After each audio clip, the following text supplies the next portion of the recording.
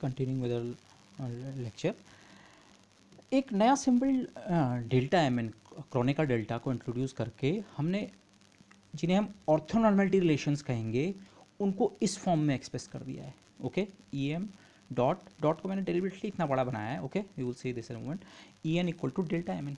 Okay, अब यहाँ पे आपको यहाँ से जो कैरी फॉरवर्ड करना है, हमारे लिए हमेशा वेक्टर्स से हम वर्क नहीं कर रहे होंगे, कुछ और तरह की चीज़ें भी होंगी जिनके साथ भी आपको इस तरह की प्रॉपर्टी मिलेगी. इंपॉर्टेंट पॉइंट ये है, इंपॉर्टेंट पॉइंट ये क्या है, let me come to this in a moment. Delta M N का मतलब क्या है? डेल्टा एम एन एक ऐसी चीज़ है, जैसे इस समय dot product delta M N के बराबर बन रहा है. ये डॉट प्रोडक्ट खुद के साथ सर्वाइव करता है. खुद के साथ मतलब ये ई एम जो भी है, अभी यूनिट वेक्टर से आप मान लें, माना E3 है, तो अगर ये भी E3 होगा, M और N इंडेक्स सेम होंगे, तो डॉट प्रोडक्ट विद सेल्फ आप ले रहे हैं तो वो तो सर्वाइव करेगा. और दूसरे के साथ डॉट प्रोडक्ट क्या हो जाएगा? Vanishes. Dot product with any other क्या हो रहा है? वैनिश. ये डेल्टा एम एन ये डिनोट कर रहा है. तो ये बहुत इंपॉर्टेंट रिलेशन है. ऑर्थोनॉर्मलिटी यहीं कंटेन्ड है. इनफैक्ट ऑर्थोनॉर्मलिटी एक्चुअली इस सिंबल में है, मतलब ये सिंबल ऑर्थोनॉर्मलिटी को डिनोट कर रहा है. खुद के साथ डॉट प्रोडक्ट 1 या 1 के बजाय भी मैंने यहाँ पे सर्वाइव लिखा है, और दूसरे के साथ डॉट प्रोडक्ट कितना? 0. अभी मैंने सर्वाइव क्यों लिखा, मैंने 1 क्यों नहीं लिखा? सर्वाइव का माना ये जो हमारा सेट है, मेरा सेट से मतलब है माना 2 डायमेंशन में आई और जे वेक्टर्स का सेट है. आई और जे वेक्टर्स का सेट भी इस प्रॉपर्टी को फॉलो करता है. आई डॉट आई और जे डॉट जे 1 होते हैं, और आई डॉट जे 0 होता है. खुद के साथ डॉट प्रोडक्ट 1 होता है, दूसरे के साथ 0. लेकिन माना आपका जो सेट आपको दे रखा है, बेसिस सेट जो दे रखा है, बेस वेक्टर्स का सेट, वो अगर नॉर्मलाइज ना भी हो तो भी कोई दिक्कत नहीं है. नॉर्मलाइज का मतलब होता है जब ये 1 बनता है खुद के साथ डॉट प्रोडक्ट 1. मैं एक एग्जाम्पल से इसे समझाता हूँ. देखो, अभी हम इस सेट के साथ वर्क कर रहे थे. बेस सेट हमारा क्या है? आई जे. ये सेट ऑर्थोगोनल भी है, आपस में 90 डिग्री पे है, और नॉर्मलाइज्ड भी है. इसका मैग्नीट्यूड भी 1 है, इसका मैग्नीट्यूड 1. पर माना किसी ने आपको ये वाला सेट दिया, इसे आप बेसिस वेक्टर की तरह इस्तेमाल करना बाद की बात है, पर माना आपको किसी ने, बल्कि मैंने यहाँ पे 2 एग्जांपल एक साथ कवर कर दिए. माना +-3i, एक बार +3i एक बार -3i, 2 केसेस अलग अलग, और दूसरा वेक्टर 5j. माना इनका नाम आप ए और बी रखें, तो क्या ये सेट ऑर्थोगोनल है? ऑर्थोनॉर्मल, हम ऑर्थोनॉर्मल चेक कर रहे हैं. क्या ये सेट ऑर्थोनॉर्मलिटी की प्रॉपर्टीज़ को सेटिस्फाई करता है? ओके, पहले तो आप फिगर से ही देख लें. अच्छा, +3i ऐसे होता है. अगर आप +3i और 5j को देख रहे हैं तो यह 90 डिग्री पे, तो आपको वैसे ही पता है ये आई की डायरेक्शन में, जे की डायरेक्शन में. ओके, और अगर आप -3i 5j को देख रहे हैं तो ऑर्थोगोनल तो ये है. अगर आप अदरवाइज डॉट प्रोडक्ट से भी चेक कर लें, इसका डॉट प्रोडक्ट इसके साथ, ओके, 5 3 जा 15 प्लस माइनस जो भी बनेगा, आई डॉट जे 0. ये सेट ऑर्थोगोनल तो है. ऑर्थोगोनलिटी पे टिक लगा दिया मैंने. बट ए डॉट ए, अगर आप खुद इसको ए कह रहे हैं, इसका खुद के साथ डॉट प्रोडक्ट लें, तो ये 3 3 जा 9 बन रहा है, 1 नहीं बन रहा. ऑर्थोनॉर्मल सेट में हम कहते हैं भाई खुद के साथ डॉट प्रोडक्ट 1 होना चाहिए, दूसरे के साथ 0, खुद के साथ 1. अब ये खुद के साथ 1 नहीं बना, तो क्या ये सेट ऑर्थोनॉर्मल सेट नहीं है? या क्या ऐसा बोलना चाहिए, अगर हम ऑर्थोनॉर्मलिटी के हिसाब से काम करना चाह रहे हैं, तो क्या ये वेक्टर्स किसी काम के नहीं हैं? ऐसा नहीं है. आप इस वेक्टर ए से बड़े आराम से एक नया वेक्टर, माना उसका नाम ए डैश रखें, बना सकते हैं जिसका मैग्नीट्यूड 1 हो. हुआ क्या है यहाँ पे, इस खुद के साथ डॉट प्रोडक्ट 1 ना बन के 9 क्यों बना? क्योंकि ये जो बेसिस वेक्टर है, माना आप इसे बेसिस वेक्टर कहें, ये यूनिट लंबाई का नहीं है. ये कितनी लंबाई का है? 3 या दूसरे केस में -3 का. लेकिन अगर आप इसको स्क्वायर रूट ऑफ 9 अगेन 3 या -3 के बराबर ही होता है, अगर उससे डिवाइड कर दें तो ये कितना बन जाएगा? आई. ये चीज़ आप करते हैं किसी भी वेक्टर से, उसका यूनिट वेक्टर कैसे बनाते हैं? कोई वेक्टर है ए, कोई भी वेक्टर है दुनिया का ए, तो इससे यूनिट वेक्टर कैसे बनाते हैं? उस वेक्टर को उसके मैग्नीट्यूड से डिवाइड कर दो. करते हैं ऐसे. वही चीज़ हम कह रहे हैं भाई. ये 3i और 5j आपस में 90 डिग्री पे तो थे, पर क्या था, इसकी लंबाई यूनिटी नहीं है. नॉर्मलाइज होने का मतलब एक्चुअली है उस चीज़ का मैग्नीट्यूड, उस वेक्टर का मैग्नीट्यूड कितना होना चाहिए? इसकी लंबाई 3 है, इसको 3 से डिवाइड कर दो, मैग्नीट्यूड को 1/3 कर दो, तो लंबाई कितनी हो जाएगी? डायरेक्शन तो सेम रहेगी. नॉर्मेलिटी वाली प्रॉपर्टी को आप नहीं छेड़ रहे हैं, सॉरी, ऑर्थोगोनलिटी वाली प्रॉपर्टी को नहीं छेड़ रहे हैं. एंगल तो अभी भी 90 है, पर ए के बजाय आपने एक नया वेक्टर ले लिया ए डैश. ऐसे ही आपने बी का मैग्नीट्यूड चेक किया, बी डॉट बी 25 है, वो तो आपको सीधे ही नज़र आ रहा है यार, इसकी लंबाई तो 5 यूनिट्स है, तो इसका खुद के साथ डॉट प्रोडक्ट 1 नहीं होगा. तो ये इसीलिए मैंने यहाँ पे ये लिखा था, ये खुद के साथ डॉट प्रोडक्ट केवल सर्वाइव करना चाहिए. वो वैल्यू 1 बने, 9 बने, 25 बने, 1000 बने, कुछ बने, उससे फ़र्क नहीं पड़ता है. क्योंकि अगर वेक्टर नॉर्मलाइज्ड नहीं भी है तो आप उसे हमेशा नॉर्मलाइज कर सकते हैं. से आप फिगर में समझें, ये चीज़ समझना ज़्यादा आसान है. और कोई ज़रूरी नहीं आप यूनिट वेक्टर अपना बेस वेक्टर इसको और इसको ही सोचें। माना ये मैं एक वेक्टर ये लेता हूँ और एक वेक्टर ये लेता हूँ, ये 90 पे हैं, क्या ये ऑर्थोनॉर्मल सेट हैं? ऑर्थोगोनल तो हैं, 90 डिग्री पे हैं, पर ये नॉर्मलाइज नहीं है। इसकी लंबाई माना 10 है और इसकी लंबाई 3 है, तो आप कोई बात नहीं, ये जो ओरिजिनल वेक्टर इसका जो भी नाम था, माना इसका नाम x था, अगर इसकी लंबाई 10 है, इसे 10 से डिवाइड कर दो ना, तो ये यूनिट वेक्टर x बन जाएगा। और ऐसे ही माना इस वेक्टर का नाम y था और इसका मैग्नीट्यूड माना 3 था, इसका खुद के साथ डॉट प्रोडक्ट 3 का स्क्वायर 9 बन रहा था, तो उसे 9 के स्क्वायर रूट से डिवाइड कर दो, ये भी यूनिट वेक्टर बन गया। y से एक नया यूनिट वेक्टर बनाओ। तो अब ये जो सेट है ओरिजिनल सेट था, ऑर्थोगोनल तो था, पर इसके वेक्टर्स नॉर्मलाइज नहीं थे, पर इससे ये बनाना मुश्किल थोड़ी है, ये ऑर्थोनॉर्मल सेट है। तो इसीलिए मैंने इस चीज पे फोकस किया। डॉट प्रोडक्ट सर्वाइव करना चाहिए। सर्वाइव करने का मतलब ये है, हो सकता है इस डेल्टा एम एन के साथ कोई फैक्टर मल्टीप्लाइड हो, 5 या 10 या 15 या कुछ, लेकिन इंपॉर्टेंट पॉइंट ये वाली प्रॉपर्टी ज़्यादा इंपॉर्टेंट है, दूसरे के साथ डॉट प्रोडक्ट 0 हो जाए, खुद के साथ डॉट प्रोडक्ट अगर 1 नहीं भी है, उसको हम 1 बड़े आराम से बना सकते हैं। उसी चीज़ को हम नॉर्मलाइजेशन कहते हैं। फिजिक्स में नॉर्मलाइज जो शब्द है उसका मतलब ही यही है, मैग्नीट्यूड 1 होना। तो 3i का मैग्नीट्यूड 1 नहीं होता, इसका मैग्नीट्यूड 3 है, तो इसे 3 से भाग दे दो, ये नॉर्मलाइज हो गया। 5j का मैग्नीट्यूड 1 नहीं है, 5 से डिवाइड कर दो। कोई वेक्टर a है, उसका मैग्नीट्यूड 1 नहीं है, उसे उसके मैग्नीट्यूड से डिवाइड कर दो, वो भी मैग्नीट्यूड 1 का यूनिट वेक्टर बन जाएगा। तो नॉर्मलाइज करना हमेशा आसान है, इसलिए नॉर्मलाइजेशन इतना इंपॉर्टेंट नहीं है। मतलब नॉर्मलाइजेशन से मेरा मतलब ये है, ये डॉट प्रोडक्ट 1 बने, 10 बने, 50 बने, 1000 बने, उसकी दिक्कत नहीं है, क्योंकि उसको उसके स्क्वायर रूट से डिवाइड करके हम वेक्टर्स को नॉर्मलाइज हमेशा कर सकते हैं। लेकिन ज़्यादा इंपॉर्टेंट प्रॉपर्टी ये है, दूसरा जो बेसिस वेक्टर का सेट है, उस सेट में से दूसरा वेक्टर है या तीसरा या चौथा, जितने वो बेसिस वेक्टर्स हैं, वो सब के सब आपस में क्या होने चाहिए? ऑर्थोगोनल। तो ऑर्थोनॉर्मलिटी का बेसिक मीनिंग आप इसको थोड़ा और एक्सटेंड कीजिए, आप इसे ऐसे भी एक्सटेंड कर सकते हैं, em dot en is equal to some number delta, और खुद ये नंबर nm पे भी डिपेंड कर सकता है, ठीक है जैसे। तो ये क्योंकि अगर ये डॉट प्रोडक्ट 1 नहीं है, तो आप इसे हमेशा 1 बड़े आराम से बना सकते हैं, इस तरह की प्रोसेस से, ओके, यूनिट वेक्टर जैसे बनाते हैं वो करके, ओके। तो नॉर्मलाइजेशन इसीलिए मैंने लिखा, डॉट प्रोडक्ट विद सेल्फ केवल सर्वाइव करना चाहिए, बस 0 नहीं होना चाहिए, ओके, और दूसरे के साथ डॉट प्रोडक्ट क्या हो जाना चाहिए? वैनिश। इसी प्रॉपर्टी को आप कहेंगे ऑर्थोनॉर्मलिटी, ओके। तो बेसिक जो इशू है वो ऑर्थोगोनल होने का है। नॉर्मलाइज्ड आप हमेशा कर सकते हैं, ऑर्थोगोनल आपके बेसिस वेक्टर्स अगर हैं तो अननॉर्मलाइज्ड सेट ऑफ ऑर्थोगोनल वेक्टर्स से आप नॉर्मलाइज सेट हमेशा बना सकते हैं। जैसे मैंने 2 डायमेंशन में एक और एग्जांपल लिया, अभी तक हम अपने वेक्टर्स को, बेसिस वेक्टर्स को i और j सोच रहे हैं, पर मैं आपको एक दूसरा एग्जांपल भी दे सकता हूँ। अगर आप इस ब्लू वेक्टर और इस ब्लू वेक्टर को लें, इस रेड वेक्टर को, अभी इस रेड को भूल जाओ, i+j और -i+j आप प्लॉट कर सकते हैं, ये वेक्टर ऐसे ही बनेंगे, ये आपस में 90 डिग्री पे हैं, ये एक ऑर्थोगोनल सेट है। कौन सा? i+j पहला, ये पूरा पहला वेक्टर है, और ये दूसरा। अब ये दोनों वेक्टर यूनिट लेंथ के नहीं है, इसका मैग्नीट्यूड √2 है, आप चेक कर सकते हैं, इसका मैग्नीट्यूड √2 है और इसका मैग्नीट्यूड भी √2 है, ये √2 लंबाई के हैं। लेकिन अगर आप इन्हें √2 से डिवाइड कर दें, तो अब ये अपने आप में एक यूनिट वेक्टर है। आप इसका जो भी नाम रखें, आप इसका नाम a यूनिट वेक्टर रखें, इसका नाम b यूनिट वेक्टर रखें, ये जो सेट है ए बी, ये एक ऑर्थोनॉर्मल सेट है, खुद के साथ डॉट प्रोडक्ट 1 बनेगा। पहले नहीं था, जब तक √2 का फैक्टर नहीं लाए थे, तब तक इसका मैग्नीट्यूड √2 था। अगर तब आप इसका खुद के साथ डॉट प्रोडक्ट लें तो आपको 2 मिलेगा, इसका खुद के साथ डॉट प्रोडक्ट लें 2 मिलेगा। लेकिन अगर आप 2 के स्क्वायर रूट से डिवाइड कर दें इस वेक्टर को √2 से, तो ये भी नॉर्मलाइज हो गया, ये भी नॉर्मलाइज हो गए, और आपस में ये ऑर्थोगोनल है। ये भी एक ऑर्थोनॉर्मल सेट है, इसको भी आप बेसिस वेक्टर की तरह इस्तेमाल कर सकते हैं, या इसको और इसको, इस ब्लू के साथ इस रेड को, ओके, एक साथ ये। तो ऑर्थोनॉर्मलिटी का नोशन ये है। अच्छा, अब मैं एक और शब्द इंट्रोड्यूस कर रहा हूँ, ये आपको जब हम फूरियर थ्योरम करेंगे वहाँ से थोड़ा और क्लियर होगा, लेकिन नोशन अब मैं एक्सटेंशन कर रहा हूँ। जैसे मैंने पहले कहा, वेक्टर्स को एक बेसिक एग्जाम्पल की तरह ट्रीट करें, पर ये जो आइडिया है ऑर्थोनॉर्मलिटी का, ये कई जगह हम अप्लाई कर सकते हैं, ओके। डॉट प्रोडक्ट, वेक्टर्स में हम डॉट प्रोडक्ट की बात कर रहे हैं। डॉट प्रोडक्ट जिस फैमिली से आता है, उस जनरल फैमिली का नाम मैं कहूँगा स्केलर प्रोडक्ट्स, ओके। मतलब इसको इस तरह सोचिए, स्केलर प्रोडक्ट होता है मोस्ट जनरली, वेक्टर्स की दुनिया में स्केलर प्रोडक्ट का मतलब होता है डॉट प्रोडक्ट। अगर आप किसी दूसरी दुनिया में जाएं, दूसरी दुनिया मतलब फॉर एग्जांपल हम फंक्शंस की बात कर सकते हैं, अगर आप फंक्शंस के साथ स्केलर प्रोडक्ट की बात करें, तो फंक्शंस में स्केलर प्रोडक्ट का मतलब डॉट प्रोडक्ट नहीं होता है, उसका मतलब कुछ और होता है। ओके, तो डॉट प्रोडक्ट को आप जनरल सोचिए, उसका नाम में कभी कभी स्केलर प्रोडक्ट या उसको इनर प्रोडक्ट भी कहते हैं। पॉसिबली आपने अगर वेक्टर स्पेसेस पढ़े हैं, लीनियर वेक्टर स्पेसेस पढ़े हैं मैथमेटिक्स में, तो ये शब्द आपने इनकाउंटर किया होगा। ओके, इसको मतलब सिंपली है, dot product is a kind of scalar product. General शब्द हमारा स्केलर प्रोडक्ट है।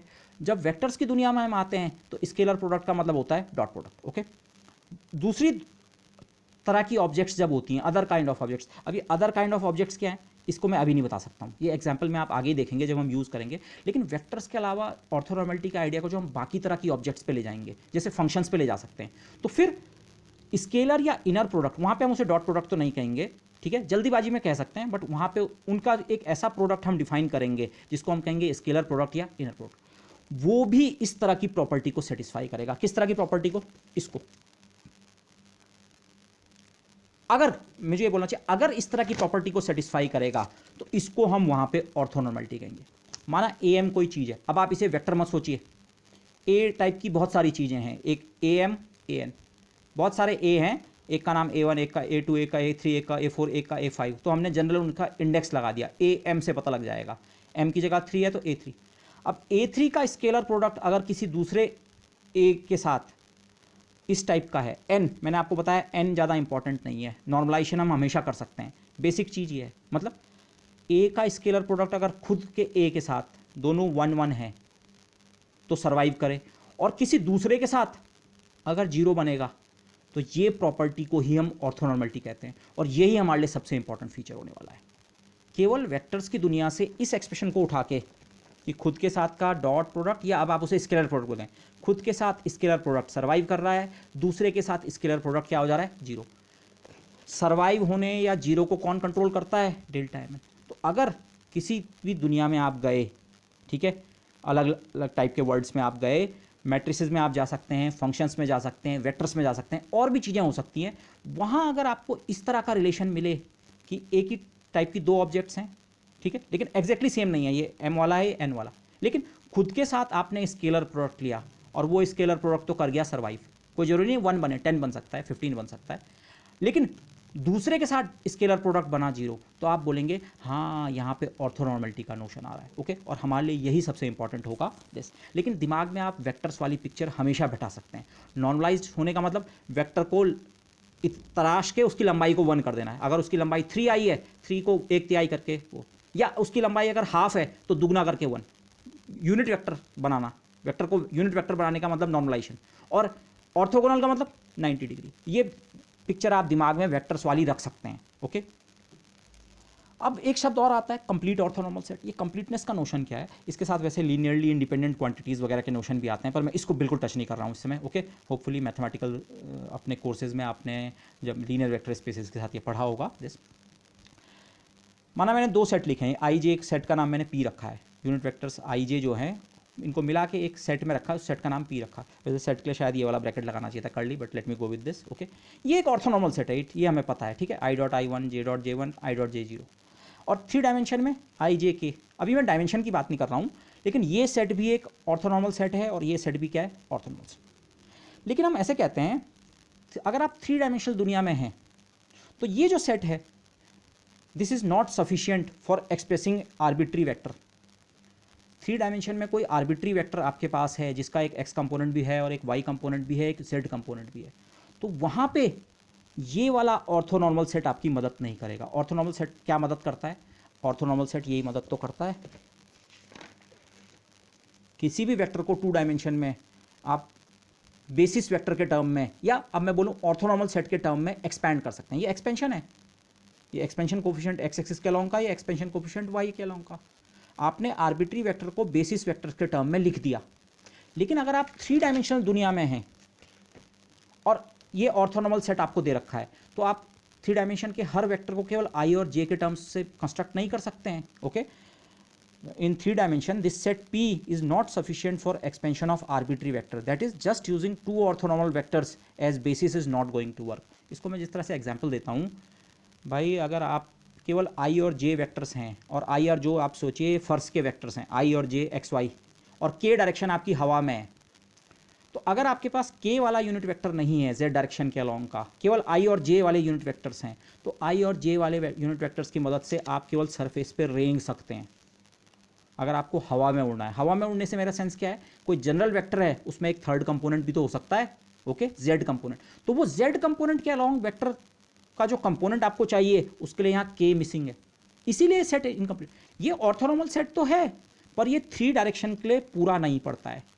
पूरे से हमारे सेंस क्या है हम ऑर्थोनॉर्मल सेट से का इस्तेमाल क्या करना चाह रहे हैं, किसी भी वेक्टर को उनके टर्म्स में लिखना चाह रहे हैं। तो 3 डायमेंशन में ये सेट कंप्लीट नहीं है, कंप्लीटनेस का यही सेंस है। हाँ, अगर आप 2 डायमेंशनल दुनिया में होते, केवल इस प्लेन में रहना चाह रहे हो 2 डायमेंशनल दुनिया में, तब ये सेट ऑर्थोनॉर्मल भी है और कंप्लीट भी है।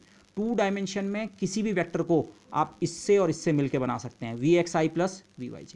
अब ये सेट ऑर्थोनॉर्मल तो है लेकिन ये 3 डायरेक्शन के लिए कम पड़ता है, 3 डायमेंशनल स्पेस में ये छोटा पड़ता है। 3 डायमेंशनल स्पेस में आपको इस वाले सेट की ज़रूरत पड़ती है। तो इस चीज़ को मैं समझाने के लिए ऐसे कहता हूँ कई बार, भाई अगर केवल i और j वेक्टर्स होंगे तो केवल धरती पर रेंगते हुए कीड़े बन के रह जाओगे। अगर हवा में उड़ना है, थर्ड डायरेक्शन को भी एक्सेस करना है, तो ये वाला सेट चाहिए। ये सेट भी ऑर्थोनॉर्मल है, ये सेट भी ऑर्थोनॉर्मल है। पर अगर आप 3 डायमेंशनल दुनिया में हैं तो आप इस सेट को कंप्लीट कहेंगे और इस सेट को कहेंगे इनकम्प्लीट, ओके। तो ये this for 3D the set P is incomplete, whereas अगर आपको ये तीनों यूनिट वेक्टर दे रखे हैं तो अब मजे पड़ गए। आप किसी भी वेक्टर v को, v कोई भी वेक्टर हो सकता है, उसको थोड़ा सी हिस्सा i का लेके इस बेसिस वेक्टर का और थोड़ा हिस्सा j के लेके, हिस्सा मतलब कंपोनेंट या कोफिशिएंट, और थोड़ा हिस्सा k का लेके आप उस वेक्टर को कंस्ट्रक्ट कर सकते हैं। ये 3 बेसिस वेक्टर्स अगर हैं तो 3 डायमेंशन का कोई भी वेक्टर हो, अब आपको एक्स्ट्रा कुछ नहीं चाहिए, केवल 3 बेसिस वेक्टर से सारा काम हो जाएगा, 2 से काम नहीं चलता। हाँ, अगर आप 2 डायमेंशनल दुनिया में ही रहना चाहते हैं तब ये ठीक है, 2 डायमेंशनल के लिए ये सेट कंप्लीट है, लेकिन 3 डायमेंशन में ये सेट कंप्लीट नहीं है, 3 डायमेंशन में ये सेट कंप्लीट है। तो कंप्लीटनेस का नोशन ये है, आपके सेट में जो भी क्वांटिटीज़ हैं, अब आप मैथमेटिकली इसको सोचिए, किसी सेट में बहुत सारी क्वांटिटीज़ हैं, ठीक है, जिसे हम बेसिस कहेंगे, बेसिस सेट या बेसिस वेक्टर या जो भी कहेंगे, ओके। वो ऑर्थोनॉर्मल तो है, आपस में डॉट प्रोडक्ट सर्वाइव करता है खुद के साथ और दूसरे के साथ डॉट प्रोडक्ट 0 हो जाता है, माना ये प्रॉपर्टी तो है। लेकिन अगर वो सेट कंप्लीट नहीं है, कंप्लीट मतलब बेसिस का आप इस्तेमाल क्या करने वाले हैं, आर्बिट्री चीज को उसके टर्म में एक्सपैंड करेंगे, आर्बिट्री चीज को, आर्बिट्री जैसे वेक्टर्स की दुनिया में आर्बिट्री वेक्टर को i j k के टर्म में एक्सपैंड।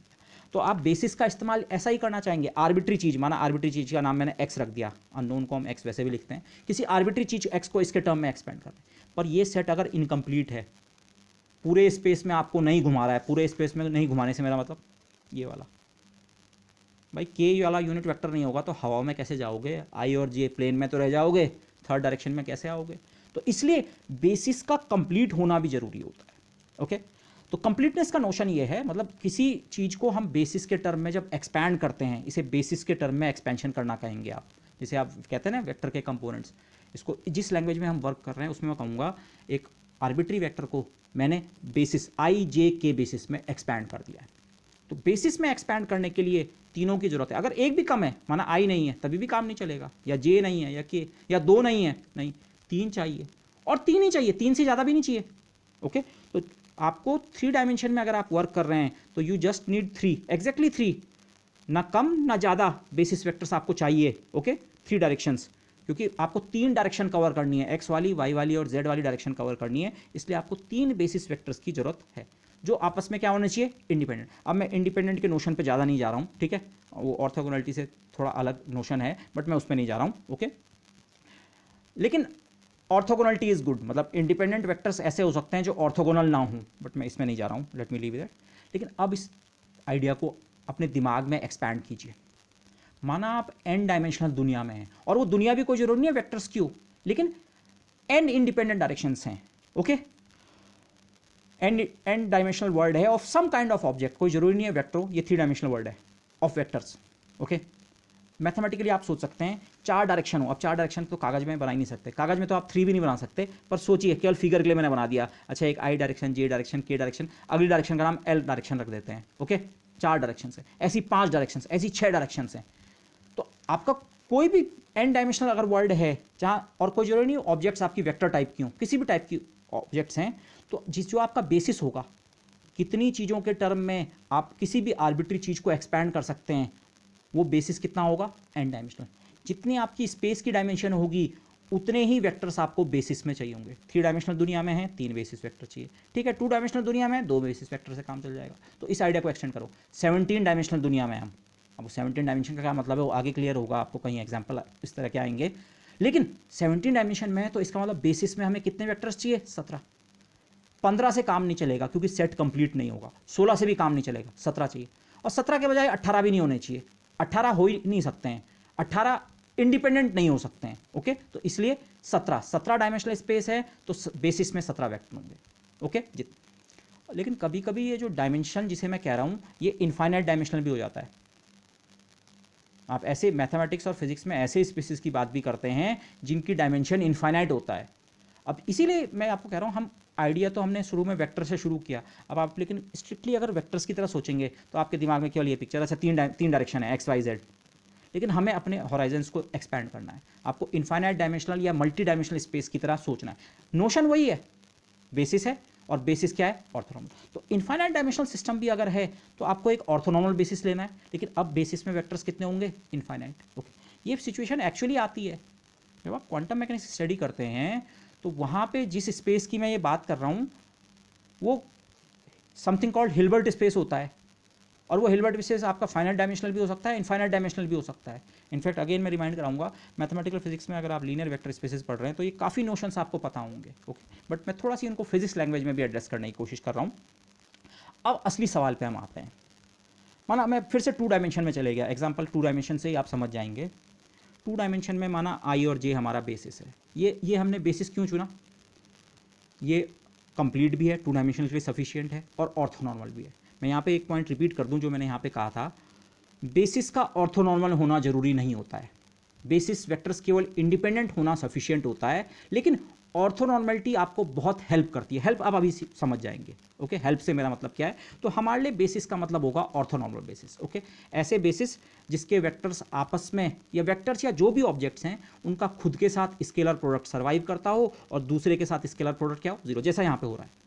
तो अब सवाल ये है, आपको कोई वेक्टर वी दे रखा है, आर्बिट्री कोई भी वेक्टर वी हो सकता है, ठीक है। इस वेक्टर वी में से आप उसके कंपोनेंट्स कैसे निकालते हैं? इस बेसिस वेक्टर के अलोंग का कंपोनेंट और इस बेसिस वेक्टर के अलोंग का कंपोनेंट आपको उस वेक्टर में से खींच के निकालना है। खींच के निकालने से मेरा मतलब क्या है? मैथमेटिकली तो आप ऐसा लिख देते हैं कि हाँ वेक्टर वी जो होगा कुछ वी एक्स आई प्लस कुछ वी वाई जे होगा। लेकिन ये वी एक्स और वी आई की वैल्यू कितनी है? इसको मैथमेटिकली आप ऐसे सोचो, ये आपको दे रखा है, ये नोन ऑब्जेक्ट है, लेकिन वी एक्स और वी वाई आपको पता नहीं है। बेसिस आपने चूज कर लिया है, ये पता है, आई और जे आपने चुने हैं, ये भी पता है। मैथमेटिकल प्रॉब्लम की तरह सोचें, ये हमने एक्सप्रेशन तो ये लिख दिया, लेकिन ये वी एक्स की वैल्यू कितनी है और ये वी वाई की वैल्यू ये निकालनी है। ये इस वेक्टर वी के अंदर छुपी हुई तो है, इसी के कंपोनेंट्स हैं, लेकिन ये इससे हम खींच के कैसे निकालते हैं? खींच के मेरा मतलब है कौन सा मैथमेटिकल ऑपरेशन इस ऑब्जेक्ट पे करें, वी पे, जो कि हमें दे रखी है, ताकि एक बार मुझे वी एक्स मिल जाए, और फिर कौन सा दूसरा ऑपरेशन हम इस पे कर सकते हैं कि मेरे को वी वाई मिल जाए। तो मेरा इस सवाल का मतलब ये है, ओके, हम कैसे इस वेक्टर वी में से उसके कंपोनेंट्स को एक्सट्रैक्ट कर सकते हैं। मैथमेटिकल ऑपरेशन, मैथमेटिकली वी में से कैसे एक्सट्रैक्ट करना है।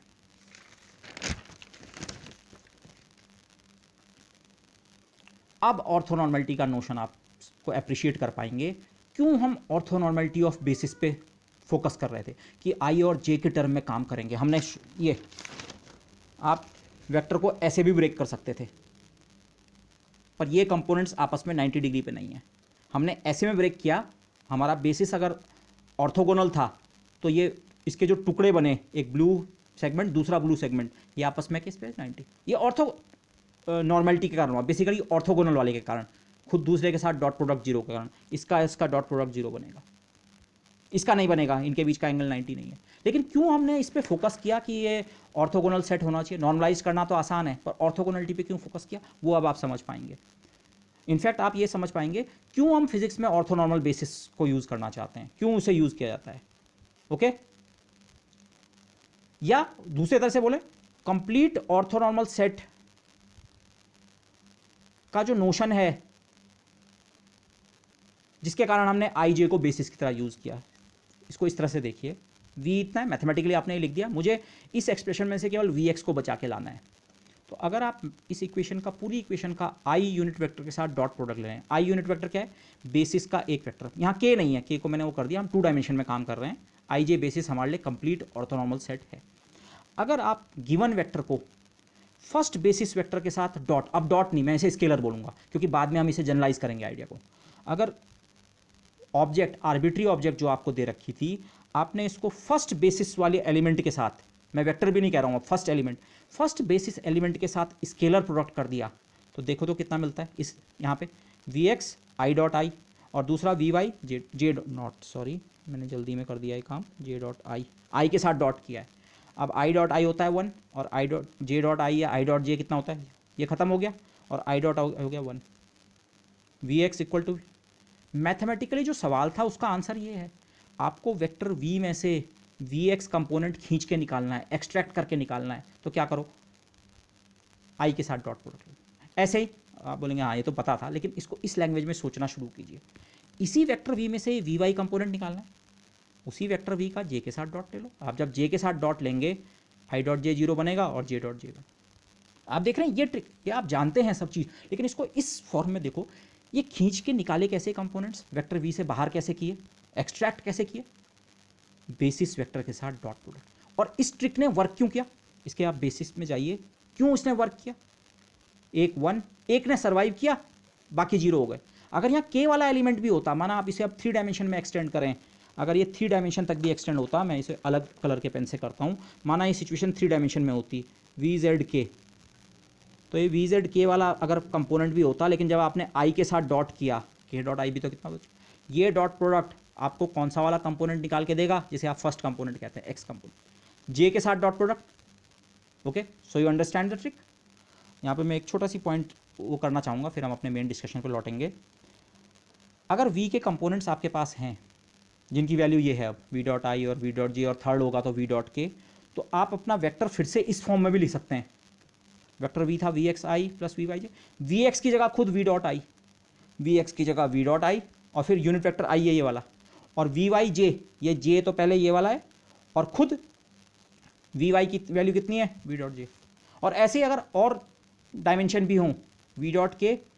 और अब मैथमेटिकली आप इस आइडिया को एक्सटेंड कीजिए, नॉर्मल स्पेस से हम किसी एब्स्ट्रैक्ट मैथमेटिकल स्पेस में हैं जो कई डायमेंशंस हैं, उसमें कई डायरेक्शंस हैं, तो अगला एक कंपोनेंट और आएगा, माना अगली डायरेक्शन का नाम एल है, आई जे के एल, तो V dot L unit vector और बाहर से L unit vector, and so on. तो इसीलिए मैंने डॉट डॉट लिखा है। इस आइडिया को आप जनरलाइज करते हुए भी सोचिए। ओके, अगर इन सब में आप देखिए वी का डॉट है किसी चीज़ के साथ, फिर वी का यहाँ भी डॉट है वी का, तो अगर आप वी का डॉट बाहर ले लें, ओके, आई बचा, आई और आई के बीच कोई डॉट या कोई सिंबल नहीं है, जे जे के।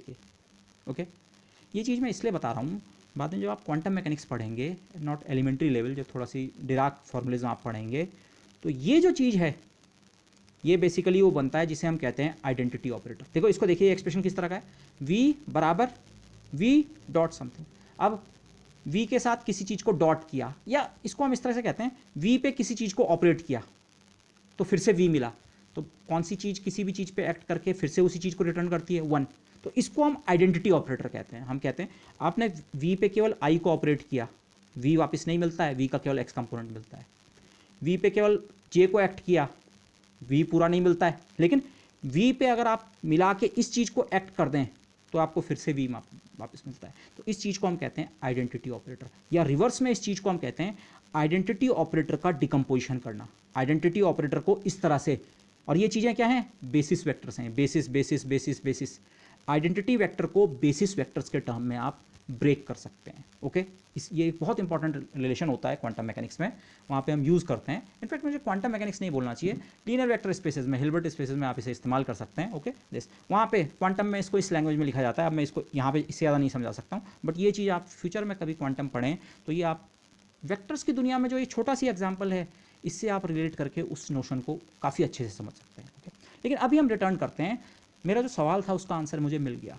2 डायमेंशनल वेक्टर्स की दुनिया में अगर मुझे वेक्टर के एक्स और वाई कंपोनेंट की वैल्यू निकालनी है तो बेसिस वेक्टर से बारी बारी स्केलर प्रोडक्ट लो, एक बार पहले वाले के साथ, एक बार दूसरे वाले के साथ। और ये संभव क्यों हो पाया, उसके बेसिक में आप जाइए, ये संभव क्यों हो पाया, क्यों इस ट्रिक ने वर्क किया, ऑर्थोनॉर्मलिटी के कारण। उसमें भी ऑर्थोगोनल वाला पार्ट इंपॉर्टेंट है, नॉर्मल वाला उतना इंपॉर्टेंट नहीं है, ऑर्थोगोनल, क्योंकि हमारे पास जो हमारा बेसिस सेट था उसके पास ये प्रॉपर्टी थी कि दूसरे के साथ स्केलर प्रोडक्ट कितना हो जाता है, 0। ये टर्म खत्म हो गया भाई, केवल Vx क्यों बचा रहा, Vx की वैल्यू आपको बाहर निकल के आ गई, मैं यही चाह रहा था, क्यों केवल Vx वाला टर्म क्यों बचा, डॉट प्रोडक्ट के कारण ये खत्म हो गया। जब J के साथ डॉट प्रोडक्ट लिया ये वाला खत्म हो गया, केवल ये, तो केवल एक टर्म बचा रहा, बाकी सारे क्या हो गए, खत्म। ये संभव हो पाया ऑर्थोगोनैलिटी के कारण, ऑर्थोगोनैलिटी या जनरल ऑर्थोनॉर्मलिटी कह दें आप दिस। इस आइडिया को अब मैं एक्सटेंड करता हूँ एन डायमेंशनल स्पेस में। मैथमेटिकली आप सोचिए, एक डायरेक्शन है, दूसरी डायरेक्शन है, तीसरी, चौथी, पांचवी, छठी। अब ये वाला नोटेशन का आप यूज़ समझ सकेंगे। नॉर्मली 3 डायमेंशनल स्पेस में आप वेक्टर्स का नाम रखते हैं I, J, K, L, M। अगर n डायमेंशनल स्पेस है, ये वाली लैंग्वेज कितने नाम रखोगे, I, J, K, L, M। English में 26 अल्फ़ाबेट हैं, माना आपका स्पेस 300 डायमेंशनल है, कोई दिक्कत नहीं है, मैथमेटिकली 300 डायमेंशनल स्पेस आप सोच सकते हैं। तो 300 डायमेंशनल स्पेस के लिए I, J, K सिंबल काम नहीं करेगा, पर ये वाला सिंबल काम करेगा। पहली डायरेक्शन का यूनिट वेक्टर E1, दूसरे का E2, तीसरे का E3, और n अगर 300 भी है तो E300 तक ले लो यूनिट वेक्टर। तो माना हमारा एक बेसिस वेक्टर्स का सेट है, एक कंप्लीट ऑर्थोनॉर्मल सेट हमारे पास है। फिगर में आप सोचें, फर्स्ट डायरेक्शन के अलॉन्ग का यूनिट वेक्टर E1 और सेकंड के अलॉन्ग का E2 और 3, ये सब यूनिट वेक्टर्स यूनिट लेंथ के हैं और आपस में सब 90 डिग्री पे हैं।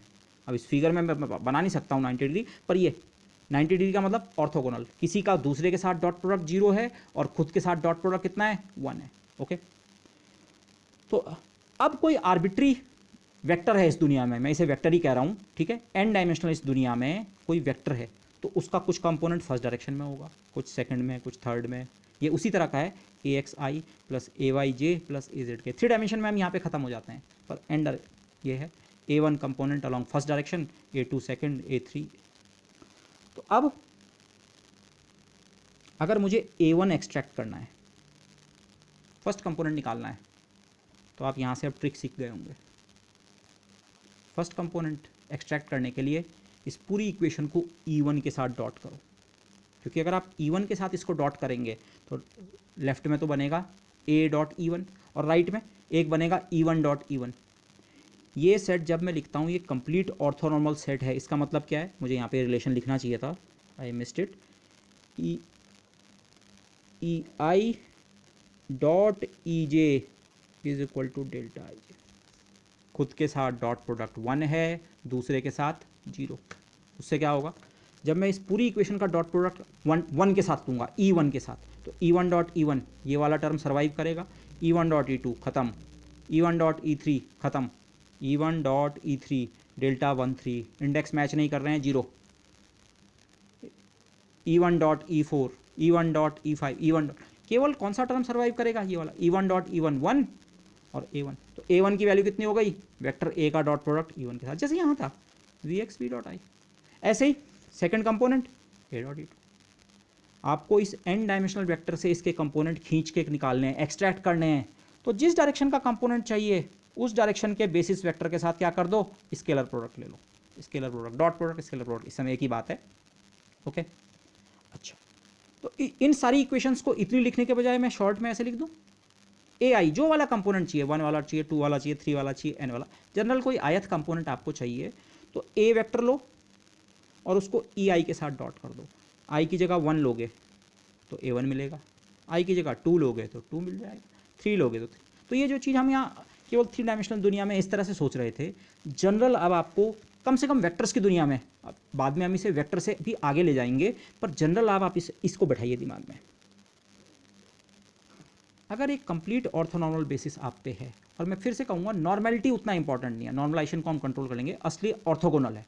अगर एक ऑर्थोगोनल बेसिस आपके पास है तो वेक्टर के जो हिस्से हैं, कंपोनेंट्स जो हैं, अब मैं वेक्टर भी नहीं बोलता हूँ, कंपोनेंट बोलता हूँ, ऑर्थोगोनल सेट मिल गया, अगर ऑर्थोगोनल बेसिस सेट अगर मिल गया तो कंपोनेंट्स निकालने के लिए अलग अलग बेसिस ऑब्जेक्ट्स के साथ क्या लो, स्केलर प्रोडक्ट। देखो मैंने यहाँ पे वेक्टर की लैंग्वेज को हर जगह अवॉइड करने की कोशिश की है, मैं आइडिया को जनरलाइज करके आपको देना चाहता हूँ।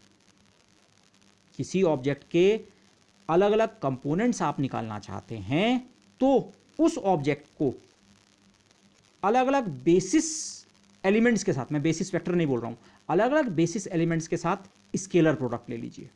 ओके दिस, ये यहाँ से लेकिन आप एक बहुत और इंपॉर्टेंट रिजल्ट आएगा बाद में, आप इसे टेंसर एनालिसिस में भी यूज़ करेंगे, पर हम इसे यहीं से यूज़ करना शुरू करने वाले हैं।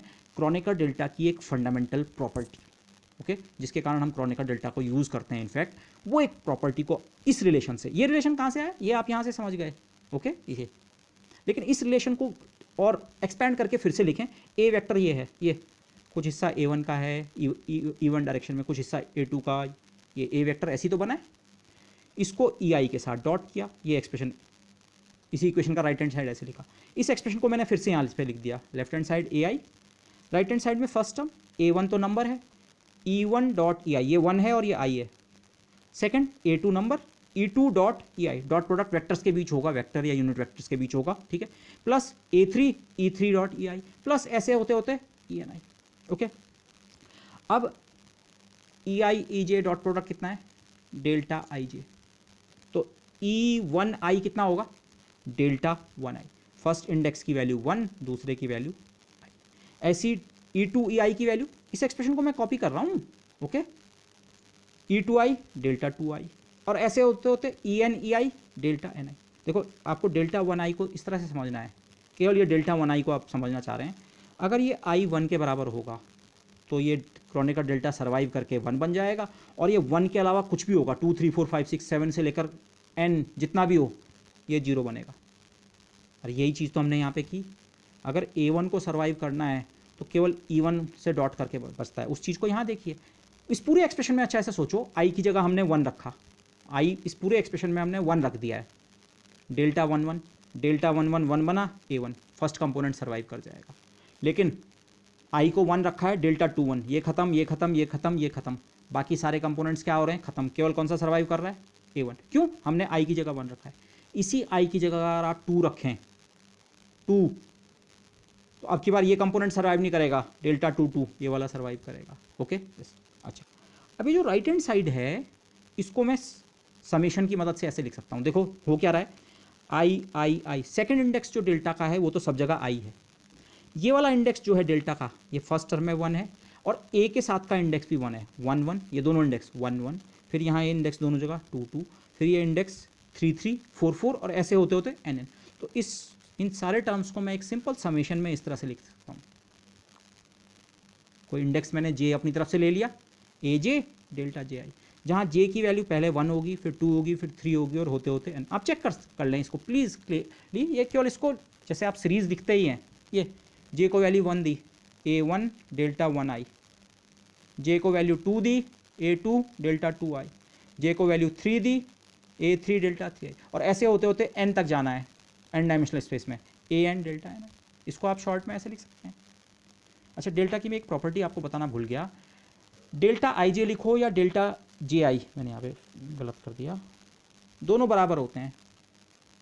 देखो डेल्टा IJ क्या प्रॉपर्टी है इसकी, दोनों इंडेक्स सेम होते हैं तो 1 होता है, अलग अलग होते हैं तो 0। तो चाहे डेल्टा IJ लिखो, डेल्टा 3 3 हो, या दोनों 3 को बदल दो तभी भी तो डेल्टा 3 3 होगा 1, और अगर डेल्टा 3 2 है या डेल्टा 2 3 है, दोनों कितने होंगे, 0। Think of it this way, delta IJ बराबर डेल्टा JI क्यों होना चाहिए, माना दोनों इंडेक्स बराबर हैं तो चाहे डेल्टा 3 3 लिखो चाहे डेल्टा 3 3, एक ही बात है, वो तो वैसी ही है। लेकिन डेल्टा 2 3 हो चाहे डेल्टा 3 2 हो, इन दोनों ने कितना होना है, 0, इंडेक्स बराबर नहीं है। इसलिए इस चीज़ को हम कहते हैं सिमेट्री। डेल्टा एक ऐसा सिंबल है जिसमें 2 इंडेक्स होते हैं, पर इंडेक्स की पोजीशन से फ़र्क नहीं पड़ता है, किसको पहले किसको बाद में लिख रहे हैं, जिसको हम कहते हैं सिमेट्रिक। ये अपने दोनों इंडिसीज में क्या है, सिमेट्रिक है। ओके दिस, लेकिन अब ये जो एक्सप्रेशन मिला, एक चीज़ तो जब हम टेंसर एनालिसिस पढ़ेंगे वहाँ पे हम कुछ समेशन कन्वेंशन की बात करेंगे, वो बाद में ही देखेंगे, बट तब इस एक्सप्रेशन को हम एक स्लाइटली डिफरेंट फॉर्म में लिखते हैं, इस तरह के एक्सप्रेशंस को। लेकिन यहाँ पे से डेल्टा के यूज़ करने को आप सीखिए। देखो अब आप ये जहाँ से भी आया इस रिलेशन को समझने की कोशिश करो। माना आपको कहीं पे इस तरह का एक्सप्रेशन मिला, डेल्टा किसी दूसरी ऑब्जेक्ट से मल्टीप्लाइड था, उस ऑब्जेक्ट पे भी एक इंडेक्स था, डेल्टा पे तो 2 इंडेक्स होते ही हैं, उस दूसरी ऑब्जेक्ट के पास भी एक इंडेक्स था, और डेल्टा का एक इंडेक्स इस ऑब्जेक्ट से मैच कर रहा था। पहला करे या दूसरा करे उससे फ़र्क नहीं पड़ता है डेल्टा का, क्योंकि डेल्टा अपने दोनों इंडिसेस में सिमेट्रिक होता है। आप डेल्टा आई जे लिखो चाहे डेल्टा आई जे। तो अब इस एक्सप्रेशन को इस तरह से सोचिए, हमारे पास एक डेल्टा था, क्रोनेकर डेल्टा। क्रोनेकर डेल्टा के साथ कोई दूसरी ऑब्जेक्ट मल्टीप्लाइड थी, उस ऑब्जेक्ट पे भी कोई इंडेक्स था, पर ये इंडेक्स m या n या p या q नहीं था, ये इंडेक्स इनमें से एक इंडेक्स से मैच कर रहा था, जैसे ये j तो ये भी j, और उस j के ऊपर आपने सम भी कर रखा था शुरू से लेकर आखिरी तक। शुरू से आखिरी तक मेरा मतलब क्या है, इस समय हमारा स्पेस है n डायमेंशनल। तो अगर ऐसा कहीं पे आपको एक्सप्रेशन मिलता है, क्रोनेकर डेल्टा कुछ ऑब्जेक्ट के साथ मल्टीप्लाइड हो जिनमें वही इंडेक्स जो डेल्टा पे है उसका एक इंडेक्स उन ऑब्जेक्ट्स पे भी आ रहा हो और उस इंडेक्स के ऊपर सम भी हो, तो फाइनली होता क्या है, ये पूरी सीरीज किसके बराबर बनती है? सिंपली इसको मैं इस तरह से कहूँगा, अगर ऐसा एक्सप्रेशन कहीं पे मिले इस समेशन के साथ, तो आप क्या कीजिए, समेशन को ख़त्म कर दीजिए, क्रोनेकर डेल्टा को भी ख़त्म कर दीजिए, और वो जो ऑब्जेक्ट है ए जो क्रोनेकर डेल्टा से मल्टीप्लाइड है उसके इंडेक्स को जे की जगह आई से रिप्लेस कर दें। जे वाला इंडेक्स तो इन दोनों में कॉमन था। इसको इस तरह से हम कहते हैं कई बार, अगर समेशन के अंदर क्रोनेकर डेल्टा है तो क्रोनेकर डेल्टा खुद खत्म हो जाता है, समेशन को भी खत्म कर देता है, लेकिन जाते जाते क्रोनेकर डेल्टा इस इंडेक्स को अपने दूसरे इंडेक्स से रिप्लेस कर देता है। ए जे की जगह लास्ट में क्या बचा, ये ना समेशन बचा ना क्रोनेकर डेल्टा बचा, लेकिन ए जे भी नहीं बचा। ए जे में जे इंडेक्स किससे रिप्लेस हो गया, आई से। क्रोनेकर डेल्टा का जो दूसरा इंडेक्स होता है वो इस ऑब्जेक्ट पे चिपक जाता है। आप इसको अभी केवल एक वर्किंग रूल की तरह समझ लो, बाकी टेंसर एनालिसिस आप पढ़ेंगे आपको ये और क्लियर हो जाएगा ऐसा क्यों हो रहा है, बट इसको एक वर्किंग रूल की तरह आप समझ लें। अगर कहीं पे कोई समेशन हो और जो समेशन का इंडेक्स है, समेशन का इंडेक्स जे है, उसकी अलग अलग वैल्यू 1 2 3 4 बनती हैं, लेकिन समेशन का इंडेक्स जे है। अगर समेशन का इंडेक्स क्रोनेकर डेल्टा में भी आ रहा है और ऑब्जेक्ट में भी आ रहा है, अब केवल और ऑब्जेक्ट नहीं, ऐसी और बहुत सारी ऑब्जेक्ट्स भी हो सकती हैं, अगर ये समेशन का इंडेक्स कई और ऑब्जेक्ट्स में भी आ रहा है तो होता क्या है, क्रोनेकर डेल्टा अपने आप वैनिश हो जाएगा और अपने समेशन के इंडेक्स को, समेशन का इंडेक्स जे उस ऑब्जेक्ट के समेशन के इंडेक्स को अपने दूसरे इंडेक्स से रिप्लेस कर देगा। मैं इसका आपको एक और एग्जांपल देता हूँ, थोड़ा इसको समझने की कोशिश जरूर कीजिए। माना कहीं पे आपके पास ऐसा एक्सप्रेशन है, m कोई इंडेक्स है उसके ऊपर समेशन है, मैंने इसकी रेंज भी नहीं लिख रखी, शुरू से लेकर आखिरी तक जितनी पॉसिबल रेंज है वो पूरी रेंज को ये कवर करता है, ठीक है। माना x कोई ऑब्जेक्ट है जिस पे दो इंडेक्स हैं, पता नहीं है क्या है, लेकिन दो इंडेक्स वाली कोई ऑब्जेक्ट है, y पे भी इंडेक्स m है, z पे इंडेक्स n है, और क्रोनेकर डेल्टा जो है उसके इंडेक्स m और p हैं। तो आप देखिए समेशन का इंडेक्स m है, क्रोनेकर डेल्टा पे भी एक इंडेक्स m तो है ही, दूसरा कुछ और है, और ये m इंडेक्स इस पे और इस पे भी आ रहा है, बाकी जगह और इंडेक्स भी है लेकिन ये n है, ये कोई और इंडेक्स है। तो होगा क्या, ये समेशन को जब आप इवेल्युएट करेंगे तो आपको मिलने वाला कितना है, लास्ट में आपको जो मिलेगा, क्रोनेकर डेल्टा खुद खत्म हो जाएगा, वो समेशन के साइन को भी ख़त्म कर देगा, और केवल जो टर्म बचेगा वो बाकी टर्म्स होंगे, लेकिन उसमें जहाँ जहाँ m था वो किससे रिप्लेस हो जाएगा, p से, क्रोनेकर डेल्टा के दूसरे सिंबल से। तो इस टर्म की वैल्यू सिंप्लीफाई होकर बनेगी x m की जगह p, n ऐसी रहेगा, n पे कोई फ़र्क नहीं, y m की जगह p। तो होपफुली ये आपको दिस ओके हुआ क्या है, इस चीज़ को मैंने शॉर्ट में यहाँ पे लिखा है, इस सिचुएशन में summation over m goes away, m के ऊपर का समेशन खत्म हो गया, ठीक है। m क्या था, समेशन का इंडेक्स भी था और डेल्टा पे भी m इंडेक्स था, ये तब वर्क करेगा, ओके दिस, और m साथ साथ ये हुआ m is replaced by p the other index on del. बाकी एक्सप्रेशन में जहाँ जहाँ m था वो m के बजाय p से रिप्लेस हो गया, p हमारे क्रोनेकर डेल्टा का दूसरा सिंबल है, ओके दिस। तो इस ट्रिक को, इसे अभी आप ट्रिक ही समझिए, टेंसर एनालिसिस आप कर लेंगे तो ये आप स्ट्रेट फॉरवर्ड समझ पाएंगे ऐसा क्यों होता है, ओके। लेकिन ये जो सारी ट्रिक है, चाहे ये एक्सप्रेशन जिस चीज़ को मैंने पहले बताया, फिर से मैं अगर वेक्टर्स की दुनिया में इसको जनरल बोलूँ, केवल 3 डायमेंशनल नहीं, n डायमेंशन वेक्टर्स की दुनिया में, तो जो मैंने काम किया है वो ये है, अगर आप किसी वेक्टर को परपेंडिकुलर कंपोनेंट्स मतलब परपेंडिकुलर बेसिस के अलॉन्ग एक्सपेंड करना चाहते हैं, परपेंडिकुलर बेसिस मतलब ऑर्थोगोनल, एक डायरेक्शन ये तीसरी, अगर n डायमेंशनल स्पेस है, सारे डायरेक्शन से एक दूसरे के साथ ऑर्थोगोनल है, तो किसी वेक्टर को अगर आप परपेंडिकुलर कंपोनेंट्स में एक्सपेंड करना चाहते हैं तो उसका तरीका क्या है, एरो मतलब तरीका, just take scalar product with basis vectors one at a time. अगर आपको फर्स्ट कंपोनेंट चाहिए a1, तो पहले वाले बेसिस फैक्टर के साथ स्केलर प्रोडक्ट लो, दूसरा चाहिए दूसरे के साथ, तीसरा तीसरे के साथ। तो hopefully you understand this notions.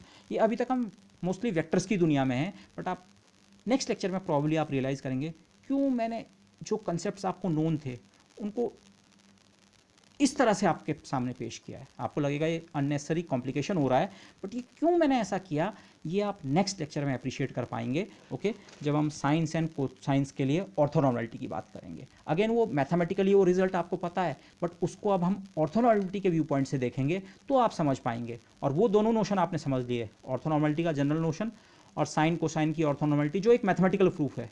तो फूरियर थ्योरम आपकी आंखों के सामने ऑटोमेटिकली डेवलप हो जाएगी। Okay, so with that I would like to end this lecture. Thank you everybody.